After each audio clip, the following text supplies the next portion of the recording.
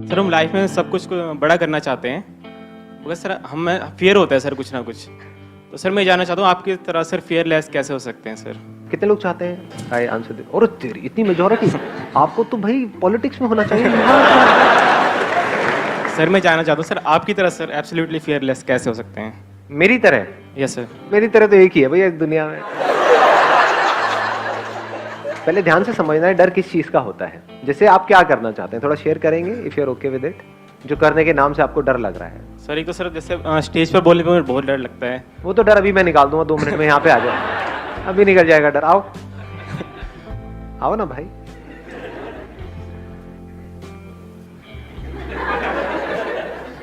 Thank you sir. अब बताओ क्या डर है इसके अंदर? इन खचरों से क्यों डर रहे हो?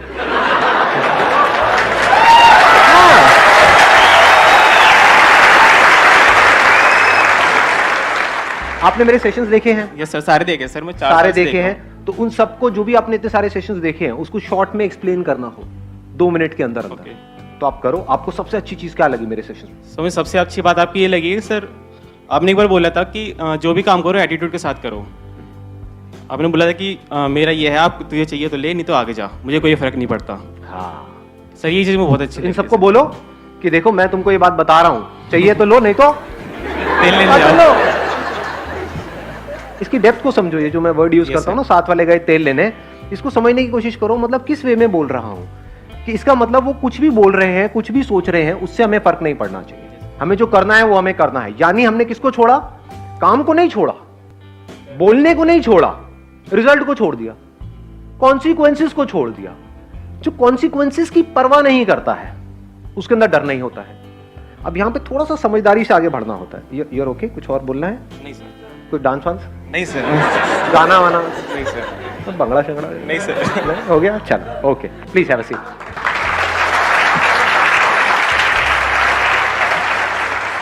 इसको मैं थोड़ा सा और बिल्ड करूंगा इस पर्टिकुलर पॉइंट को, क्योंकि बड़ा इंटरेस्टिंग है। मैंने क्या कहा? कॉन्सिक्वेंसेस को छोड़ दो। तो किन कॉन्सिक्वेंसेस को हम छोड़ें? 2 तरह के, एक है फिजिकल, एक है साइकोलॉजिकल। साइकोलॉजिकल कॉन्सिक्वेंसेस को छोड़ दो, फिजिकल के लिए प्लान कर लो। मतलब कि कोई काम आप करने वाले हो, आपको डर लग रहा है, पहले आपको देखना है किस वजह से डर लग रहा है। दैट फियर इज साइकोलॉजिकल और दैट इज फिजिकल। जैसे मैं एक पहाड़ के ऊपर खड़ा हुआ हूं, मुझे डर लग रहा है यहां से नीचे छलांग लगाने में, तो वो लगना भी चाहिए। That is not psychological, that is what? Physical. आ रही है ना बात पकड़ में? ये बड़ा सटल सा पॉइंट है, अगर आप इसको कैप्चर करोगे तो बड़ा मजा आएगा। फिजिकल फियर्स के लिए क्या करना है? प्लान करना है, वहां पर प्लानिंग काम आती है।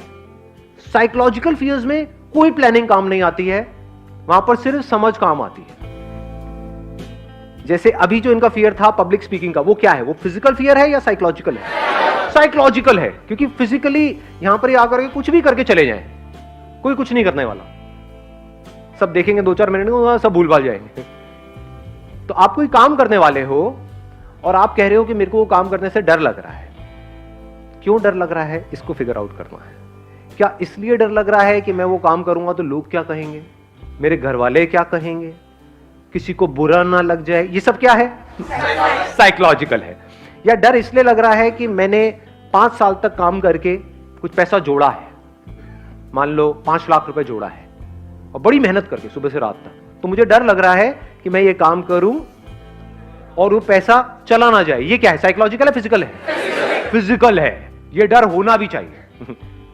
जिनमें ये डर नहीं होता वो सड़क पे आ जाते हैं, बर्बाद होने में 2 मिनट लगते हैं। तो बस ये 2 ही तरह के फियर्स होते हैं, फिजिकल है, साइकोलॉजिकल है। फिजिकल में क्या काम आता है? Planning, learning, knowledge, understanding of that thing that you are doing. जैसे अगर पहाड़ से आपको छलांग लगानी ही लगानी है तो बंजी जंपिंग करो ना, उसमें कोई रिस्क नहीं है। पैराशूट लगा के करें सर? पैराशूट तो इतनी जल्दी नहीं खुलेगा, तो ट्राई मत करना भाई साहब, उसी पैराशूट में आपको लेकर के जाएंगे। तो ये बात पकड़ में आई कि फिजिकल के लिए we need to do a lot of things. In psychological fears nothing needs to be done, it just needs to be understood. उसको समझ लेना है और समझ करके एक्ट करना है। और जब आप एक्ट करोगे आप देखोगे अरे इसमें तो डरने वाली कोई बात ही नहीं थी। बट सर फिर भी लगता है। उसके बाद नहीं लग सकता। कोई भी चीज जब तक आपने नहीं सीखी होती है तब तक डर लग रहा होता है, या जब सीख जाते हो उसके बाद भी डर लगता है? और सीखने के बाद अगर आपको डर लग रहा है तो वो साइकोलॉजिकल नहीं है, वो फिजिकल है। यानी आपको तैरना आ गया है। जब तक तैरना नहीं आता है पानी से बड़ा डर लगता है। जब तैरना आ जाता है तो क्या स्विमिंग पूल में आपको तैरने से डर लगता है? लगाओ थोड़ा सा दिमाग। बट अगर समुद्र में तैर रहे हो वहां पे डर लगता है? क्या लगना चाहिए? नहीं लगना चाहिए। या 2 किलोमीटर अंदर चले गए फिर कह रहे हैं भैया आई एम फियरलेस। समझ पा रहे हो? तो सीखने के बाद भी अगर आपको डर लग रहा है, there is a strong possibility that is a physical fear, not a psychological fear, और वो होना भी चाहिए। इन दोनों के बीच का फर्क अगर हमको समझ आता चला जाता है तो हमको बिल्कुल क्लियर हो जाता है कि किस तरह से अपनी लाइफ में आगे बढ़ना है। साइकोलॉजिकल फियर्स धीरे धीरे जैसे जैसे हमारी समझ गहरी हो जाती है जीरो हो जाते हैं। मर गया तो क्या होगा? ये क्या है? ये फिजिकल है या साइकोलॉजिकल है? आराम से सोच के बोलना। मेरे साथ में जो लोग हैं वो मर गए तो क्या होगा? ये फिजिकल है साइकोलॉजिकल है? साइकोलॉजिकल है। लेकिन अगर आप अंधेरी रात में दिया तेरे हाथ में और आप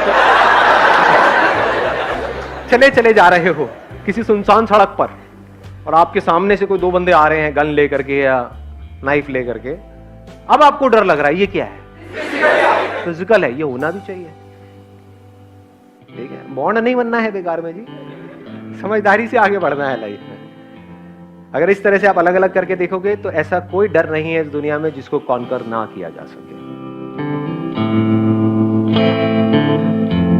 आपकी किस्मत सिर्फ और सिर्फ आपके अपने हाथ में है, पूरी तरह से आपके अपने हाथ में है और किसी के हाथ में नहीं है। कितने लोग मानते हैं ये बात सच है? सब मानते हैं, सब झूठे, सब झूठ बोल रहे हैं। कहाँ मानते हैं? हम बातें तो कुछ और करते हैं। उसकी किस्मत अच्छी है, मेरी किस्मत बुरी है, अरे मेरे साथ ये क्यों हो गया, मेरे साथ में वो क्यों हो गया, ऐसा क्यों हो रहा है, वैसा क्यों हो रहा है, ये चीज़ बदल क्यों नहीं रही है। होता है। मैं आपको एक सिंपल सा एग्जांपल देता हूं। 2 घर हैं आमने सामने। एक है छोटा सा flat 1 BHK, middle class family, और उसमें एक बच्चा रहता है। दूसरी तरफ उन्हीं फ्लैट्स के सामने एक बहुत बड़ा बंगला है, अ ह्यूज हाउस, बहुत बड़ा। वहां पर एक बिलियनियर का बच्चा रहता है, मतलब कि अरबपति खरबपति आदमी है, उसका बच्चा है। तो जब उस सड़क के बीच में खड़े होकर के हम इधर देखते हैं उस बच्चे को और फिर इधर देखते हैं, एक तरफ से एक बच्चा जा रहा है स्कूटर के ऊपर अपने पापा के साथ में बैठ करके, एक तरफ से वो बच्चा जा रहा है बड़ी सी मर्सिडीज में, वो भी S क्लास, ऐसी वैसी नहीं। सामने एक शॉफर है, पीछे वो मजे से बैठा हुआ है और स्कूल जा रहा है अपना स्टाइल में। तो सबके माइंड में क्या आएगा एकदम से देखते ही कि हाँ देखो इसकी किस्मत कितनी अच्छी है, इसकी किस्मत कितनी बुरी है। अब रियलिटी को देखते हैं। ये है हमारी इमेजिनेशन। अब रियलिटी क्या है उसको जरा पकड़ते हैं। ये जो बच्चा है बिलियनियर का, उसका जो घर है बड़ा सा, उसमें एक बहुत बड़ी बैल्कनी है। वहां पर आकर के खड़ा हो जाता है डेली शाम को 2-3 घंटे के लिए, और उस बैल्कनी में खड़े होकर के बाहर बच्चों को खेलते हुए देखता है। और वो जो दूसरा बच्चा है जिसको हम सोच रहे थे कि जिसकी किस्मत खराब है, वो क्या करता है, डेली शाम को 2 से 3 घंटे उसके जो अपार्टमेंट्स हैं उसके साथ में एक छोटी सी गली है जहां पर डेली शाम को 10-15 बच्चे इकट्ठे हो जाते हैं और कभी पकड़म पकड़ाई खेलते हैं, कभी पिट्ठू खेलते हैं, कभी क्रिकेट खेलते हैं, कभी फुटबॉल खेलते हैं, कुछ ना कुछ खेलते हैं। और ये जो बच्चा है जिसकी किस्मत अच्छी है, ऐसा दुनिया को लग रहा है, वो वहां पर अपनी बैल्कनी में खड़े होकर के उन बच्चों को देख रहा है। उसको वहां पर जाना अलाउड नहीं है, बिकॉज ऑफ मल्टीपल रीजंस। 1-2 वजह नहीं है, बहुत सारी वजह है कि उनका जो स्टैंडर्ड है उसके हिसाब से उनको ये सूट नहीं करता कि वो बच्चा जा करके ऐसे बच्चों के साथ में खेले। नंबर 1। नंबर 2, सिक्योरिटी इश्यूज है। नंबर 3, उसको कहा गया है कि आपको घर में ही रहना है, बाहर जाना अलाउड नहीं है। इस तरह की बहुत सारी रेस्ट्रिक्शंस है उसके ऊपर, वो नहीं जा सकता। उसका मन बहुत है जाने का, बोलता है, लेकिन घर वाले मना कर देते हैं। तो वो क्या करता है, डेली शाम को वहां पर खड़े होकर के उन बच्चों को खेलते हुए देखता है और कोई नहीं देख पा रहा, लेकिन रोज उसकी आंखों के अंदर पानी होता है। बच्चे की नजर से एक दुनिया को देखने की कोशिश करो, अपनी नजर से नहीं। जब हम बड़े हो जाते हैं हमारे लिए पैसा ही सब कुछ होता है, पैसा आ जाए, पैसा आ जाए, पैसा आ जाए। एक बच्चे को पैसे से क्या लेना देना है? सोचो, बच्चे की जिंदगी में सबसे बड़ी चीज क्या है, पैसा या खेल? खेल। और वही उससे छीन लिया गया। उसके पापा के पास उसके लिए टाइम नहीं है, मम्मी अपना किटी पार्टीज में बिजी है। फैक्ट है, इसमें कोई डाउट वाली बात ही नहीं है। जैसे जैसे पैसा आता है लाइफस्टाइल अपने आप ही चेंज होता चला जाता है। शॉपिंग है, ये है, वो है, सोसाइटी है, पेज 3 पार्टीज है, पता नहीं क्या क्या है। टाइम कहाँ है भाई बच्चों के लिए? तो उस बच्चे के पास ऑप्शन क्या बचा कि अपने से 50-50 साल बड़े आदमियों के साथ में जाकर के वो खेलता रहे घर के अंदर ही। चाहे घर जितना मर्जी बड़ा हो, क्या उसको मजा आएगा? खुशी छिन गई, हंसी छिन गई, और वहां पर खड़ा होकर के उन बच्चों को देखे जा रहा है और रोए जा रहा है, आंसू टपक रहे हैं रोज, उसके अंदर से तड़प रहा है कि मुझे खेलना है उनके साथ में, मुझे बाहर जाना है, मुझे किस पिंजरे में कैद कर दिया। सोने का पिंजरा है लेकिन पिंजरा तो है ना, कैद कर दिया है मेरे को यहां पर ला करके, बाहर नहीं निकलने दे रहे, मुझे खेलने नहीं दे रहे। ये हालत हुई पड़ी है उस बच्चे की। और वो जो दूसरा बच्चा है वो मजे से अपनी जिंदगी को जी रहा है, मजे से। अब बताओ किसकी किस्मत अच्छी है, किसकी बुरी है? जो बिलियनियर का बच्चा है उसकी किस्मत खराब है, उसके पास खेल नहीं है, उसके पास में माँ बाप नहीं है, उसके पास खिलौने बहुत हैं, उसके घर में एक कमरा है जो पूरा का पूरा खिलौनों से भरा हुआ है, हजारों खिलौने हैं, और उस मिडिल क्लास वाले बच्चे के पास में सिर्फ 4 खिलौने हैं। लेकिन उन 4 खिलौनों का उस बच्चे में क्रेज है, उसमें इन हजारों खिलौनों का भी कोई क्रेज नहीं है। सोचो एक बच्चे के लिए इससे खराब किस्मत क्या हो सकती है कि उसके अंदर से खिलौनों का ही क्रेज निकल जाए। तो ये है अभी तक का सिनेरियो। अब इसको इस कहानी में हल्का सा ट्विस्ट लेकर के आते हैं, हल्का सा मोड़ देते हैं इस कहानी। वो जो बच्चा है मिडिल क्लास बैकग्राउंड का, वो भी बीच बीच में, पूरे टाइम नहीं, जैसे खेल रहा है, खेलते खेलते 2-3 घंटे के लिए खेला, खेलते खेलते थक गया, जा करके बैठा हुआ है, या क्रिकेट खेल रहे हैं, अभी उसकी बैटिंग आने वाली है, बैठा हुआ है, तो बैठे बैठे वो उस बड़े घर की तरफ देखता है और उस बच्चे को वहां पर खड़ा हुआ देखता है, और मन ही मन सोचता है कि उसकी किस्मत कितनी अच्छी है, कितने बड़े घर में रह रहा है,